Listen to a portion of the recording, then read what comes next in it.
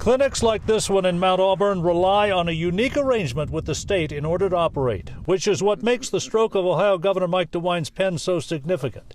After he signed the Born Alive bill, Kersha Diebel of Planned Parenthood Southwest Ohio stated, "At this moment, we're at a crisis point for abortion access in Ohio and across the country." It would be great news for Ohio if 2 more abortion clinics were shut down. Local Right to Life Executive Director Laura Streetman remembers the days when decades ago there were dozens of abortion clinics in Ohio. 7 remain, and here's why that number could go lower.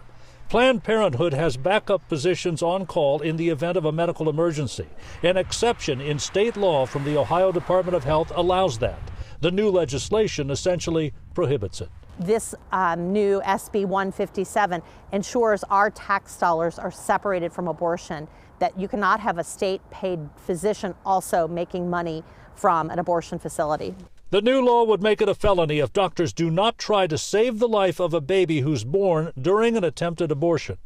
Local pro-choice activist Billy Mays warns of disproportionate impact on minority communities. It's about control.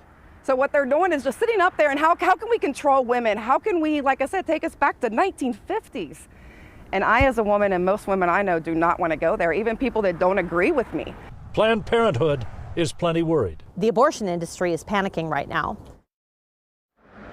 And in a written statement, Kersha Diebel, the CEO of Planned Parenthood, says abortion is still legal in Ohio. This isn't the end, she writes, and we will continue to fight. A lawsuit challenging the new law is expected.